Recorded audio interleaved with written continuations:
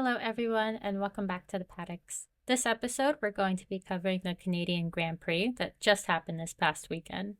It was a good one, folks, which obviously means we have a lot to talk about, so go ahead and settle in.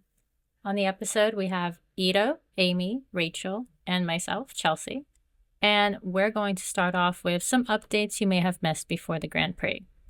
So let's go over some contracts and drivers.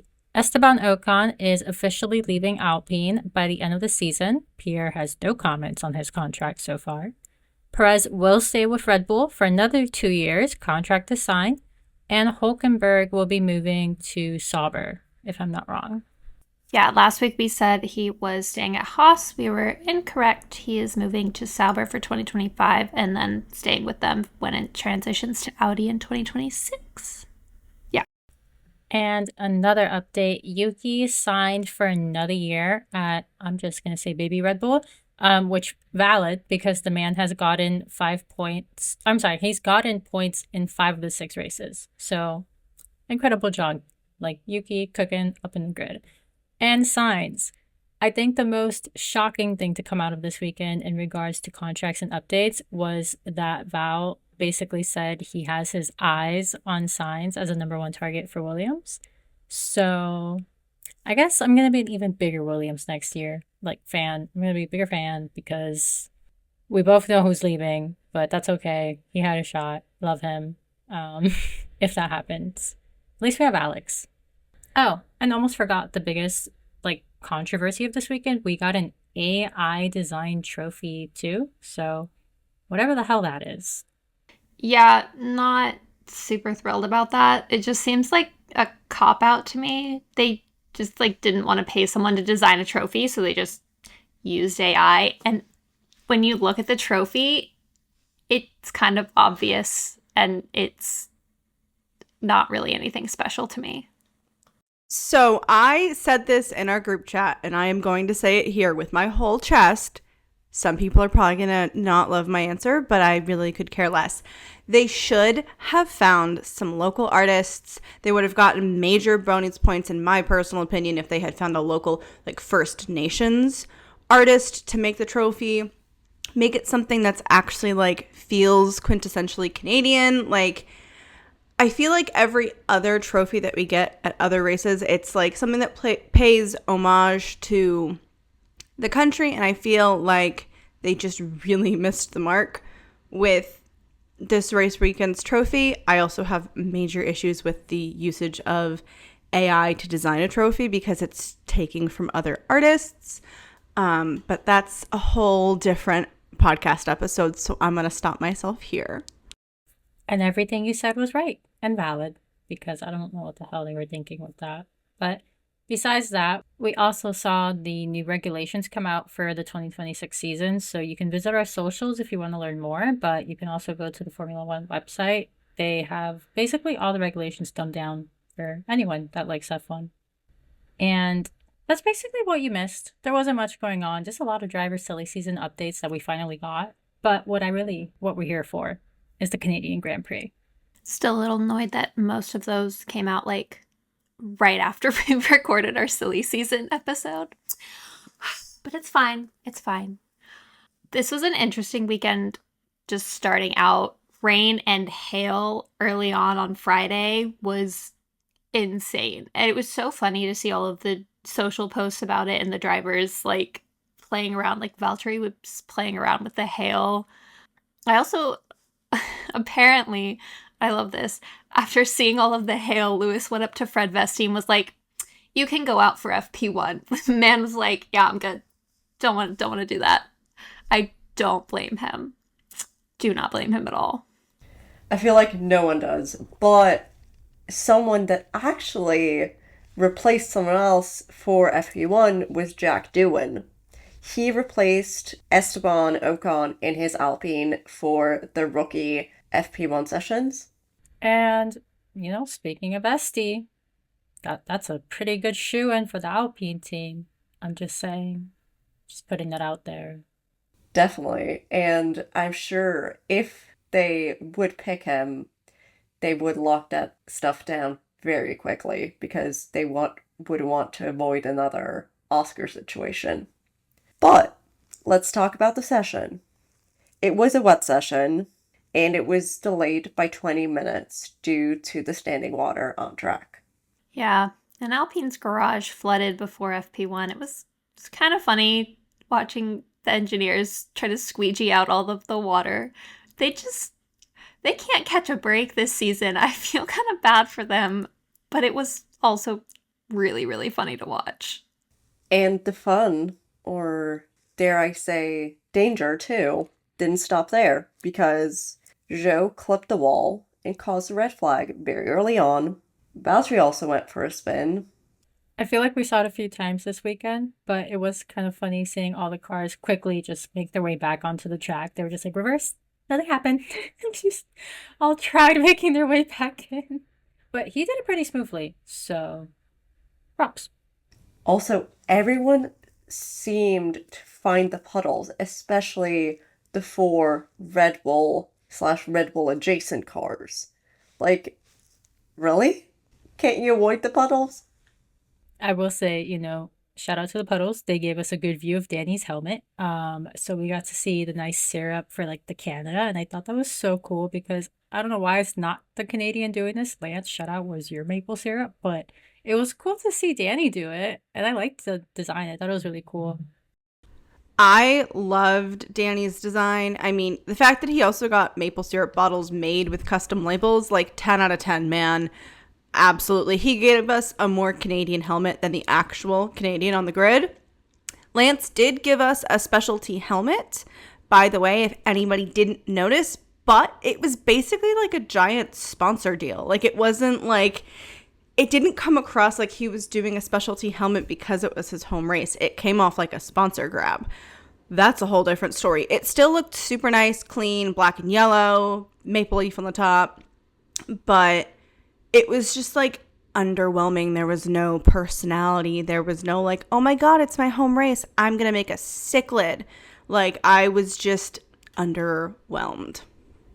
The good thing is, if you're a McLaren fan, you liked FP1 because we got to see Norris finish on top. And that's, we'll take it where we can get it.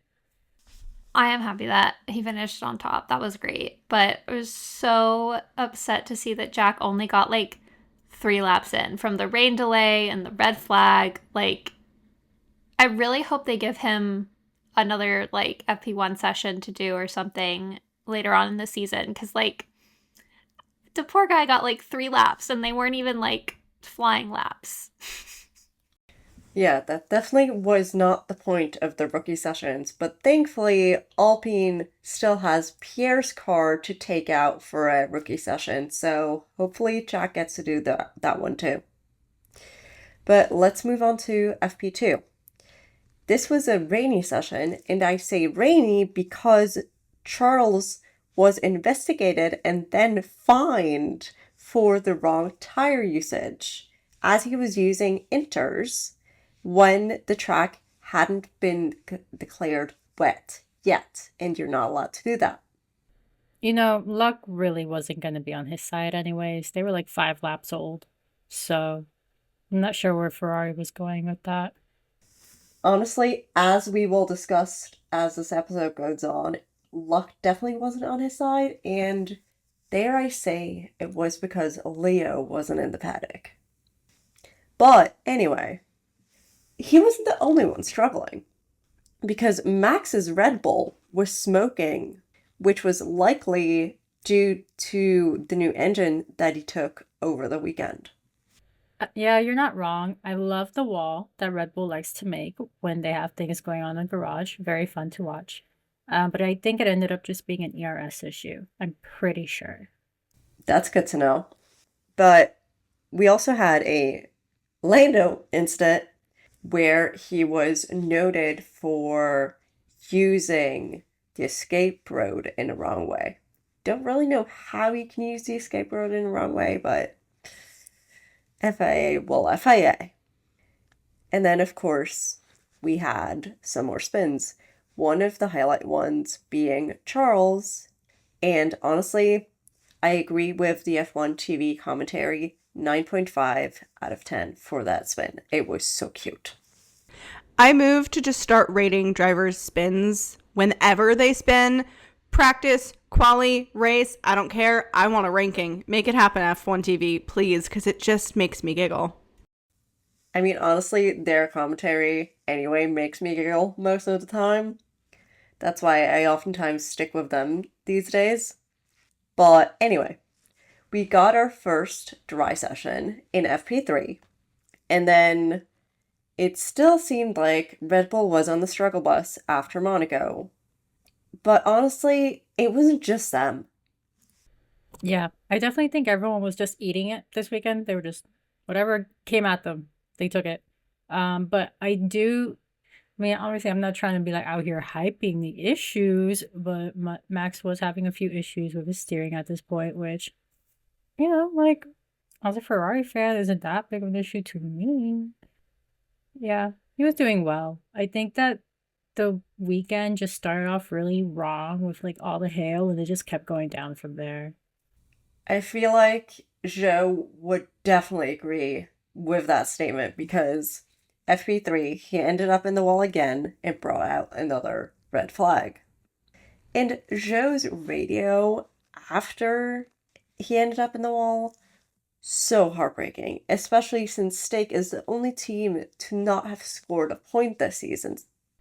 I think the problem is that like Stake is just really having an issue figuring out what's up with the car. Like they just don't seem to be able to like find the right balance for either driver.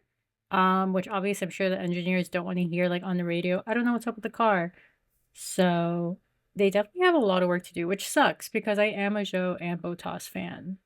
Would love to see better for them, especially since, one of them's not coming back next season. I don't know who. I don't remember. Don't think it was announced yet who lost their seat because of Hulk. We do not know which of the Stake drivers are not returning for next season. It could be one.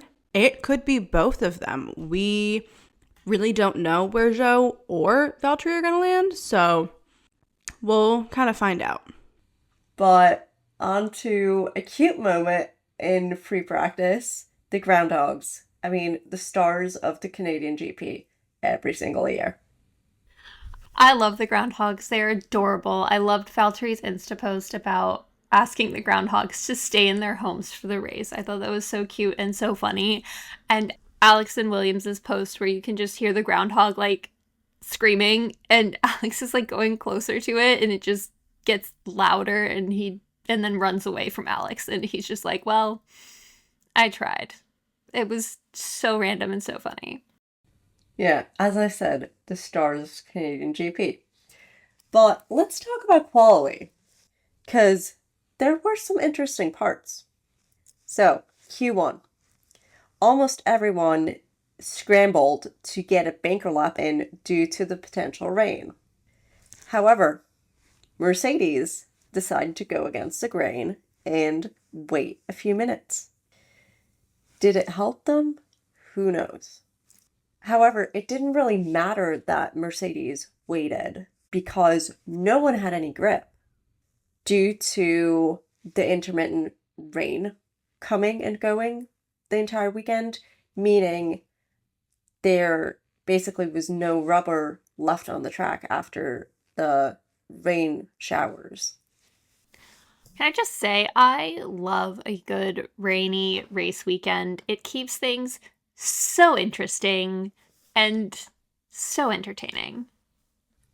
I mean, honestly, post 2014, I've not really been a rain race girly because we all know what happened. But they are starting to grow on me, especially in this Red Bull dominance era that we're in. But we still had some drama going down because Oscar was investigated for impeding Lewis and Yuki, but there were no consequences as the stewards ruled that it was due to the nature of the track. I mean, honestly, I haven't really been a rain race girly since 2014 because we all know what happened. But now that we're in this Red Bull / Max dominance era, they are starting to grow on me again, which I can truly appreciate. But we also had some other drama going on, not just the rain. For example, we had Oscar being investigated for impeding Lewis and Yuki, but there was no further actions taken by the stewards as they ruled it due to being the nature of the track. Basically, he had nowhere else to go. He had to, quote unquote, impede them. And then, of course, who did we lose? Well, we lost Perez, Bottas, Ocon. Reminder, he also has a 5-place grid penalty due to his collision in Monaco. Hulkenberg and Zhou. And honestly, first thought was, when I saw that Perez was out, was Red Bull must be rethinking that contract extension. But no, Ito, you are 1,000% right, because I'm pretty sure the universe went, I'm gonna make you rethink that real quick, Red Bull, because that performance was just like, the announcement dropped. I think less than 2 days later, he's out in Q1. It's just, the math is not mathing. I also have to say, I love when we get a little bit of GP and Max interaction. Particularly this weekend, we got GP asking Max for more details and basically kind of saying, listen, man, complaining doesn't help. Just tell me more details, please. They fight like an old married couple. I feel like we've said it before. We'll probably say it 1,000 more times because they really and truly do bicker like they are married. And that wasn't the only interesting part that happened during quali regarding Max, because he almost touched Oscar's rear wing in the pit lane while waiting for Q2 to start. Basically, Oscar was in the fast lane, Max was coming out of his garage and went so close to Oscar that they almost touched. But it also goes to show how well he knows his car, because you can't physically see the front of your front wing, so you don't technically see where it ends. Impressive. Yeah. Man's got as close as he possibly could, and it was honestly giving me anxiety. I was just like, dude, little too close for comfort.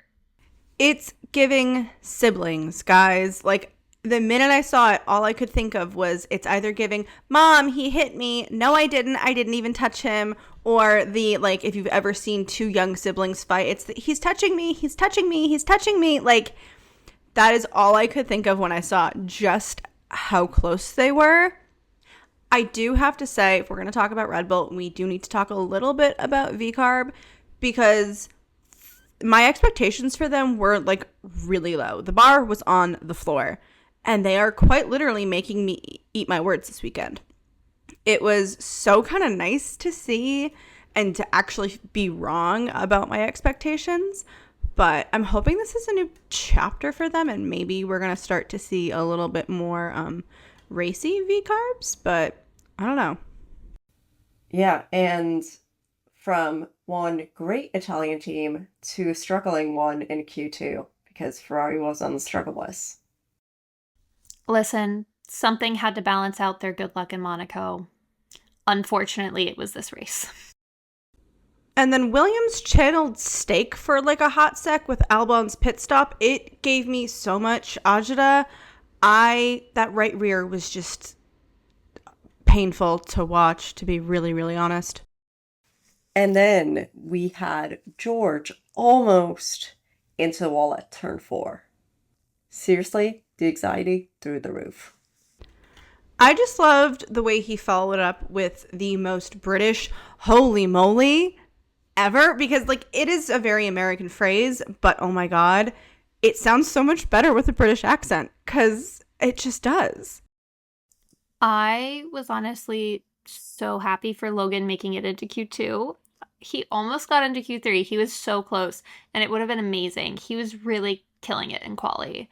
His car this weekend has all 2024 parts, unlike last weekend in Monaco, or I guess last race in Monaco, when he was running with the 2023 rear wing, which I think this is like very telling about his potential. It's there. He just is kind of keeps getting dealt a bad hand. I'm pretty sure all of PGP was hearing me scream seeing Logan make it to Q2 and almost make it to Q3 because he looked so good in the car. I feel like if you give him the car, he's got the skills to drive it. But Williams just has not been giving him the right car.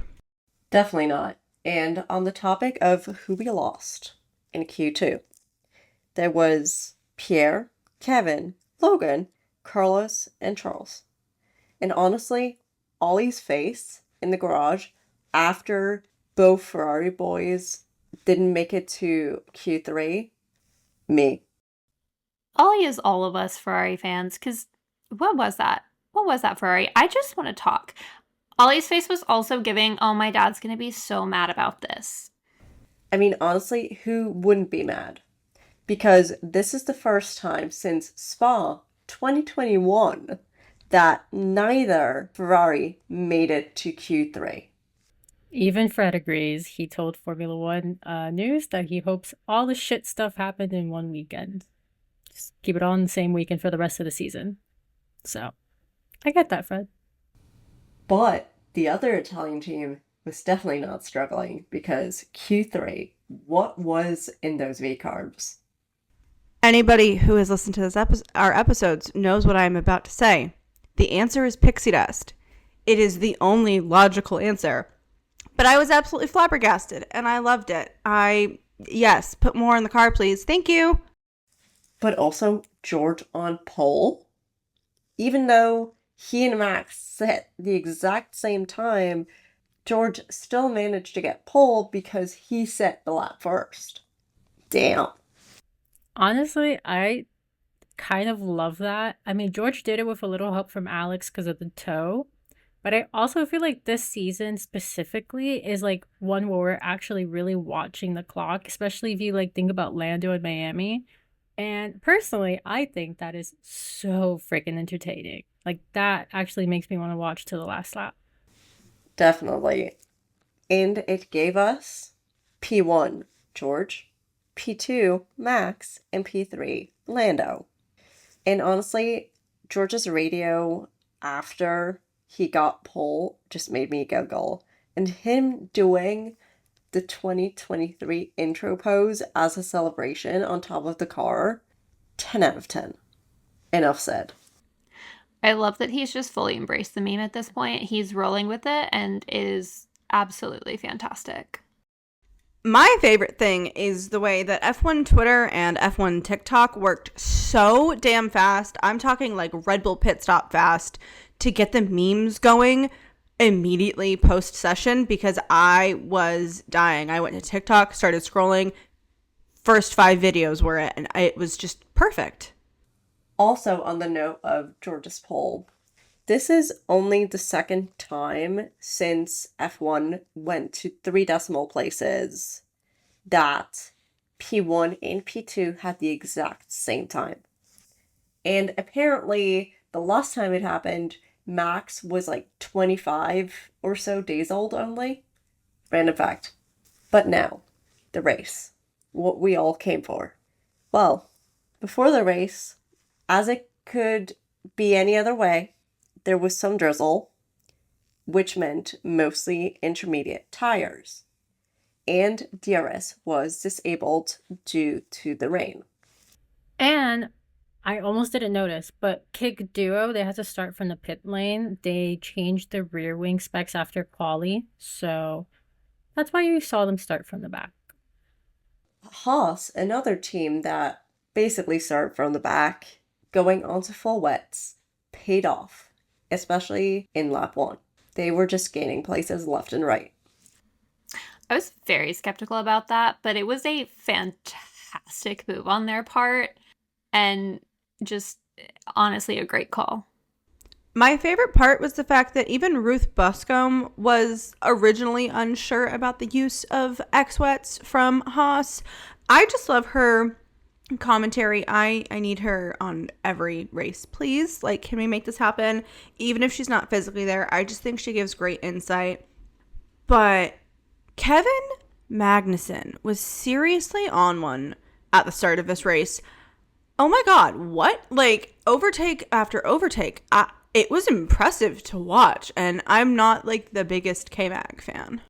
He was on such a tear to the point where I didn't realize a Gasly and Perez collision happened and was being investigated until the banner popped up on my screen.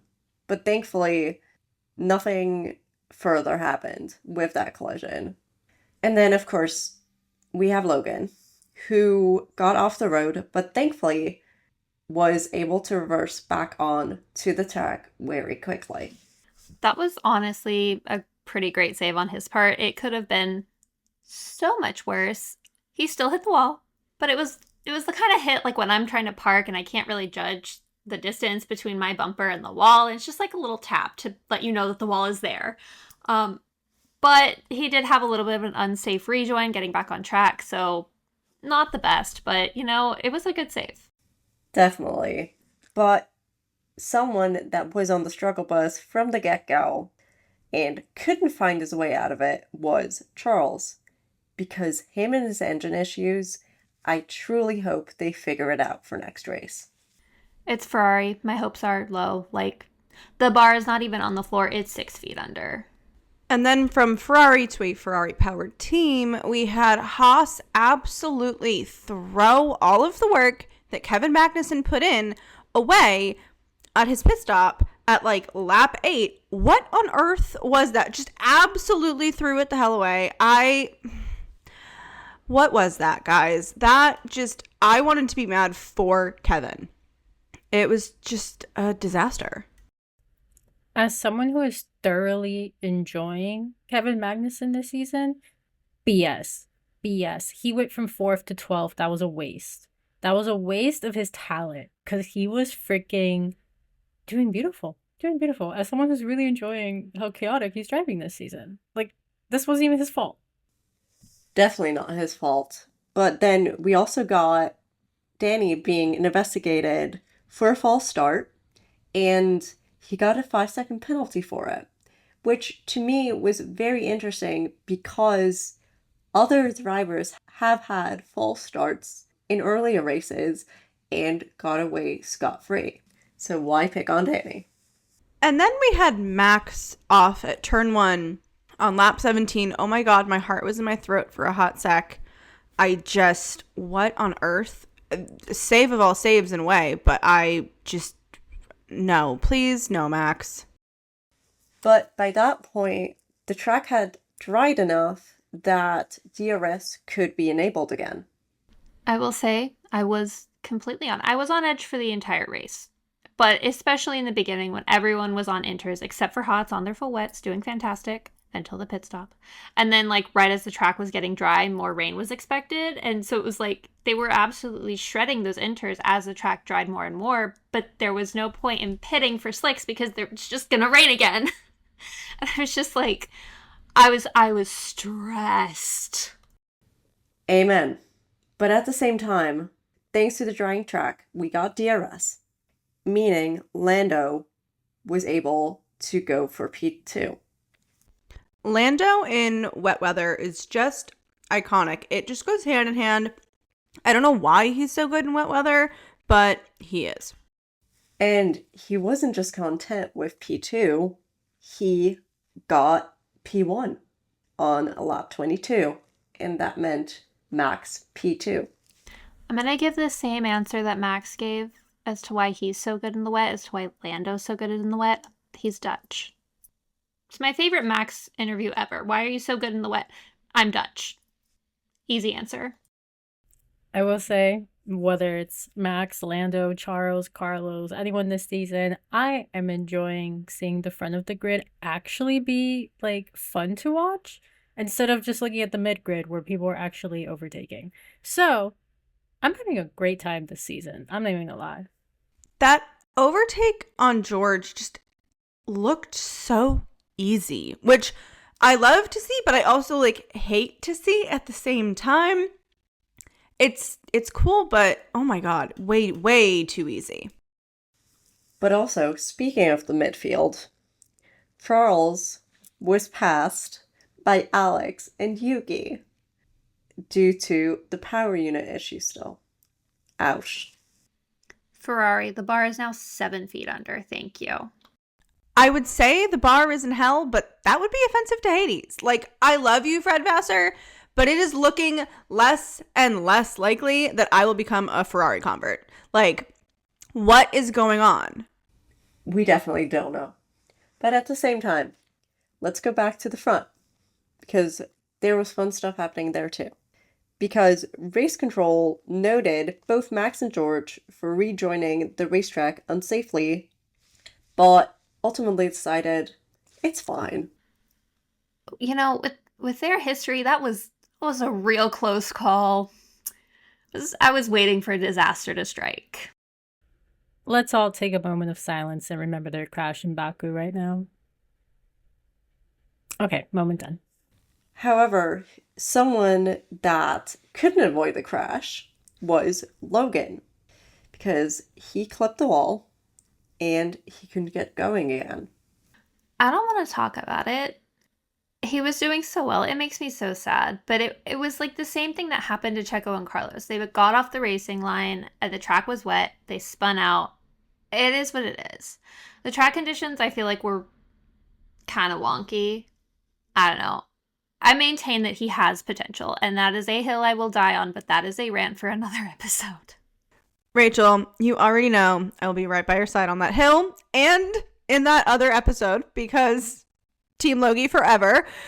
I really feel like we're going to see a new side to Logan for the next few races. I feel like this weekend really hinted at the potential that he has now that he's got an updated car under him. Williams, I need you to keep giving our boy updates, please. Thank you. Greatly appreciated. Definitely agree with all of that. But it also meant that we now had a safety car. And honestly, Charles looked like he was about to retire the car because of the power unit issue towards the end of that safety car. But thankfully, he got going again on hards. Ferrari, what are you doing? That was so stressful. I was so confused because he was just sitting there for like 20 seconds. And I was very confused as to why they put him on hards when they also knew that rain was coming. Ferrari is going to Ferrari, I guess. What's going on? And speaking of rain, on lap 31, DRS was once again disabled due to that rain. You know, I'm not one that loves to talk about his downfalls, but Carlos was also struggling a bit out there. You know, first Gasly contact, and then I think he ran to the back of Bottas, and, you know, he was really just struggling. Rip, love him. I don't know what happened there. Honestly, it very much felt like opposite day because we had Carl struggling, who has had a very good season so far. And then we had Alex, who has had a, dare I say, mid-season, mostly, dare I say, blaming it on the car, overtaking Ocon and Ricardo. And honestly, that overtake, oh my god. Give him the Overtake of the Month award now because that was fantastic driving. Just incredible. Double overtake. So good. 10 out of 10. Amazing. Honestly, an overtake to remember. Overtake of the year, potentially, might I say, for the awards at the end of the season. But like Alexander Albon, the man that you are, take a bow. That was beautiful. Yes, and especially without the help of DRS, which got re-enabled again on lap 40. But of course, we had a Charles retirement on lap 43 due to the power unit. Rest in peace, power unit. But at least it was only his first retirement of the season. Like I said, the universe had to right itself somehow after his win in Monaco. It really feels like the universe wanted to remind him that he indeed does drive for Ferrari. I'm sorry, my Ferrari girlies. I love you. But like, it be like that sometimes. Yeah, Amy, not cool. Not cool. Anyway, can we talk about Lando's pit stop gamble on lap 48? It was insane. Like, how he tried to overtake Max? Like, how? And then didn't really manage? How? No, seriously, he almost had it. His tires just weren't warm enough. He didn't have enough grip, and he lost it literally by a hair. He was coming out ahead of Max and then just like lost his grip. It's honestly really frustrating. He was so close. But did anybody else have their heart stop for like a split second when Toto came on George's radio on like lap 52 to say, "Focus, George, focus"? Because I was not expecting to hear Toto just like randomly pop on. But I mean, I guess it helps. I don't know. That wouldn't necessarily help me, but do you, Toto? It definitely gave Just Drive the Car Lewis from last year. But anyway, we had some more drama. Because on lap 54, Alex retired because he wanted to avoid Carlos on track, who spun and hit the wall. But then Alex still managed to hit Carlos. Well, it's kind of like Ito was saying earlier. They just kept finding the freaking puddles. Carlos hit a wet patch on the grid, lost control of the car. Like you could see it on his driver camera. And from there, he really just had no control. So I will say, as much as I love the rain races in theory, I don't love the aftermath of so many spins out on the track. Yeah, and I mean, Alex tried to avoid Carlos. And he would have been successful, but like Carlos didn't have complete control of his car because he spun out and it was wet, and he just was still rolling back, and it was just a very unfortunate incident for both drivers. Truly heartbreaking. Yes. And it also meant that Carlos was out and Checo was out too. Unrelated. Yeah, it was a similar kind of situation. His right side went a smidge too far off the racing line, and since that part of the track was still wet, he spun out, hit the barrier.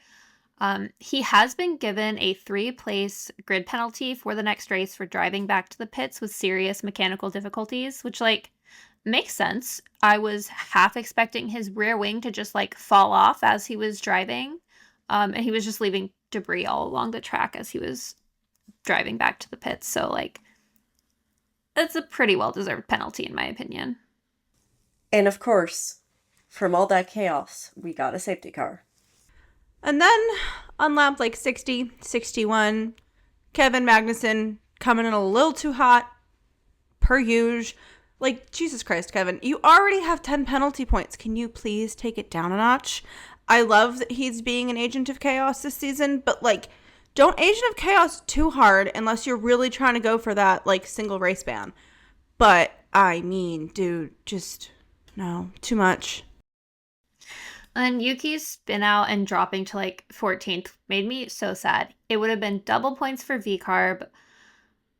He was doing so well. I'm glad he didn't retire though. That was good. And then Hulkenberg's dodge around Yuki was incredible reaction timing. Just it's insane to watch. And we know they have this incredible reaction timing, but I feel like it's those moments where you really see how insane it actually is. Honestly, my jaw dropped at the reaction time, so I agree. That was probably one of the most impressive things ever. But honestly, I felt bad for Yuki because I felt like the timing was just not it. I think it was like 2 laps beforehand, Danny had just gotten the approval to like fight Yuki to like pass him. And I don't know, maybe Yuki felt like Danny chasing him because he was already having tire issues beforehand. So, like, I don't know. It was definitely a bad moment for Yuki, which, you know, sucks because he just got his contract extended literally this weekend. And then back on the McLaren side of things, Oscar's engineer asking if he thinks he could take Verstappen if they switched him and Lando. And Oscar's response was literally just basically, nope, good, I'm good. Like, I'm good defending from Mercedes. And honestly, it felt like a more polite version of Kimi Räikkönen's leave me alone, I know what to do. I completely agree. I thought it was hilarious. He literally said, just leave me to it. And I was like, you know what? Respect. I will leave you to it. But, like, I feel like Kimmy and Oscar would actually, like, really get along. And that radio message just kind of convinced me to it a little bit more. They're both quiet. It makes sense. I feel like they would be friends. Would they say much to each other? No, but they would be friends. And our race winner, of course, is Max Verstappen this week, with Lando in second and George in third.